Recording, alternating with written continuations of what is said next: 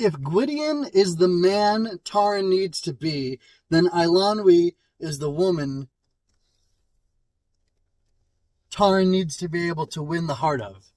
And I'm not saying that this chapter 6 of the Book of 3 by Lloyd Alexander introduces romance into the book. And I'm not saying I want adolescent romance in the book. I'm actually against that. And I think that should be saved for adult characters, not for children characters. Even in this medieval world where they're both 12 or 13 or whatever ages they are, it's unclear to me how old they are exactly. I don't remember if it was mentioned earlier how old Taran is. I think he's around 11 or 12, and I think by the end of the series he's like 16 or 17 maybe. Anyway, and she's about his age, or it says that he's the same age as her, but she's taller? I think is what it says. Anyway, doesn't matter. Moving forward. There is something weird about this chapter. It feels a little romantic. It feels like there's a potential relationship, whatever.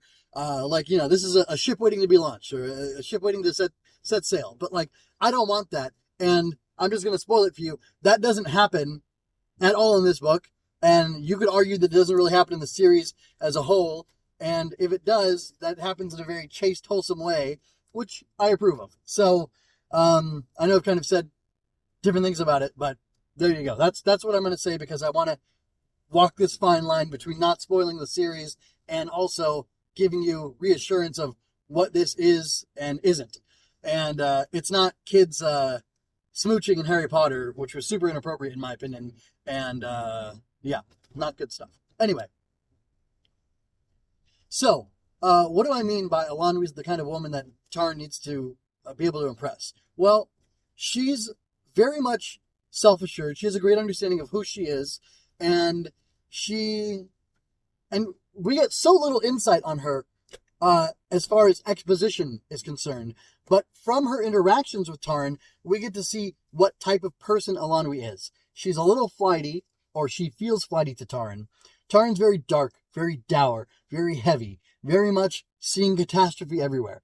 Ironically, he sees catastrophe everywhere, but he sees himself winning in every situation.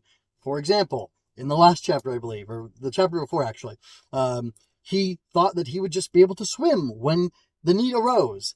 And yet, here, he's worried that the water that they give him in his bowl is poisoned. He's worried that the food that Achron would offer him and Gwydion is poisoned as well. He's constantly of two minds. He's constantly thinking, what's the worst that can happen? That's probably going to happen. And also, no matter what happens, I'll be able to handle it. And it's a little crazy how he is scatterbrained in that way, and yet he criticizes Eilonwy for being scatterbrained as well. And when she's going off to help him, he worries that she'll forget what she was supposed to do and how she was supposed to help him and Gwydion, who is the other prisoner.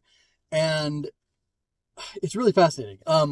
It's really fascinating because he accuses her of the very thing that he's guilty of, and he sees her flaws but doesn't see them in himself. And yet, this energy, this vibrance, this zest for life, and this very much different energy and attitude that she brings to the book, to the chapter, is very compelling, and it's very enjoyable. She's a joy to experience, and it has nothing to do with, it has nothing to do with the fact that she's a girl.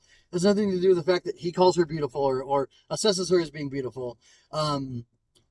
It's just the energy and the personality is so much more enjoyable than Taran's dourness. And yeah, she does make Taran look stupid, and she calls him stupid in, I think, 3 different ways on 5 different occasions.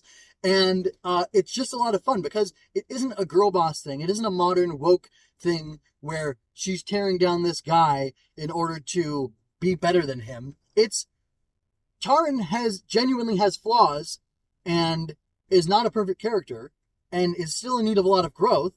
And we haven't gotten to know Eilonwy well enough to know what her flaws are and to know where she needs to grow and in what ways she needs to grow. But it feels to me as if she's already farther along on her journey. Taran, she asks Taran, are you all these different things. Among them is a great war leader. And he says, no, none of those things. I'm an assistant pig keeper. And she accepts this graciously and doesn't say, oh, assistant pig keeper, that's awful. Like, how dumb. She accepts him for who he is. But when he seems like he's stupid or slow-witted because he's saying, what is this? What is that? Who are you? What's going on in these different circumstances? Where from her perspective, it should be very clear what the bauble is and that she's coming up from the grate and all these different things. She feels like, hey, this guy doesn't get it. He's not on the same page as me. So I guess he must be stupid because I'm, at whatever level of intelligence I am. And I understand these things plainly from where I'm seeing things. And he can't see them. So she's lacking. So from there, you can see that she is lacking in grace and graciousness. She's well-intentioned, but she doesn't have the wisdom and the perspective to see like, oh, okay, he's not asking what is the bauble and needs to be told, it's my bauble, you idiot. He's asking, why is it glowing? Oh, my bauble is magical. It glows when I want it to or when I don't want it to. And it can do X, Y, and Z, these other things. And I don't remember all the full capabilities of it, and we don't know the full capabilities of it. I kind of think for right now, it only glows, but we'll see. And that's interesting. So we are revealing some of her character flaws, or a character flaw of her. And it's very interesting. It's very fun, the way they play off of each other. And when she gets into his cell, she ends up healing him, and she says something along the lines of, oh, you must not be a very good warrior if you allowed yourself to be cut up and banged up like this. And he said, oh, I didn't let myself be. I tried not to, and just, your aunt's, warriors were tougher than me, and they got the better of me. And she says, like, oh, okay, I guess that makes sense. And it also makes sense that an assistant pig keeper wouldn't be called upon to be competent in battle very often. So I understand. So anyway, that is another textual example I'm bringing up to show you that I don't know how I would identify that flaw or what I would say that flaw is, but there's something there. But there's also, like, you can see the intelligence, you can see the wheels spinning for her and understand where she's coming from and why she would say things or frame things in these certain ways. And then with the additional context from him, she's figuring them out. Also, I find this very fascinating. She says at one point that men grow up to become war leaders and women grow up to be sorceresses. At least in her family, she's of noble birth, of noble blood, etc., etc. And that's what's expected. Achran is her aunt, and she's training her because she's an orphan. Her parents are dead. And so she's been sent by other relations to Achran to become a sorceress as well. And it's interesting because Tarn wants to be a war leader, and then he meets this girl who affirms that that's what men become. And she says that women become sorceresses. She's a woman. We can expect that she will become a sorceress. And we see with her bauble, which glows magically, that there is already some sorcery within her. And that's something within her grasp. So that is an interesting foil in contrast to like how Tarn wants to become a war leader like Gwydion. He wants to be this great man. And he's met somebody who's an equal peer of his. I mean, she's not in lineage and birth and everything like that, but in the story, she's a friend and an ally and somebody who is in a similar situation as him. They're both trapped with Achran, even though she could leave, it seems, anytime she wants. Elanwi can. They're both stuck there in that situation there together. So, like, there's a peerage that forms between them, if not like a friendship. And that helps to put them on these opposite sides where she's a woman, so she'll become, she's a girl who will become a woman, who will become a sorceress, and he's a boy who will become a man, who will become a war leader, potentially. There's like these defined societal constructs of what they will become based on who they are in how they were born. And because she's a woman, she has magic affinity, I guess. And because he's a man, he doesn't, or he lacks it, or it's not as potent, so it's more likely for him to become a war leader. And I really like that contrast and that, like, breakdown of, like, by gender, this is what you should do. I believe in gender roles. I'm a very traditional person. My family and I operate in a traditional fashion. And I think that's really great. I like that it's here, and I like that it's presented kind of without question and without expectation or without any pushback. It's just, and at the same time, Elanwi is this very, like, breaking the mold kind of character. Like, she's not a bashful, timid girl. She's brash, and she's excited about springing Tarn and Gwydion out of the prison that her aunt has them in, and she can't wait to see the look on her aunt's face when she realizes that they have escaped from her dungeons.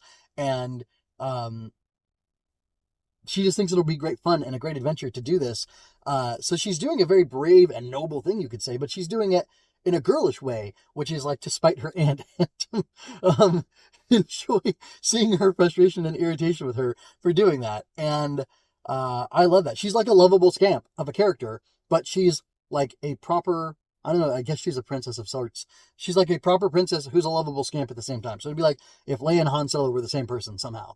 And that's a really interesting dynamic, and I think it's really cool that Lloyd Alexander did that. And I like that she accepts the traditional gender norms, but she also she's not constrained by them. It's where she lives, and she's going to be whatever kind of sorceress she wants and have whatever kind of attitude and personality she wants, because Elanwi is still Elanwi, despite the fact that she's, stuck in her traditional, gender norm role of becoming a powerful sorceress. Not like that's a bad thing. You could say that Taryn becoming a war leader and potentially having to die someday in battle is a worse place to be. But, I mean, they both have their pluses and minuses, which is true of real life. It's true of being a mother-father. It's true of being a husband or wife. Each one has different pluses and minuses. And fortunately, I'm married to a wonderful woman, and she and I tell each other, you're a great mother, you're a great father. Not like all the time, but like we do sometimes when it's like, yeah, thank you for doing that. I don't want to do that. And you're the dad. That's your job somehow. It became your job. I'm the mom. This is what I do. And I don't want to do what you do. And I don't want to do what she has to do. So it's just funny how it works out like that. So anyway, yeah, this was a great chapter. It was a blast. I really thoroughly enjoyed it.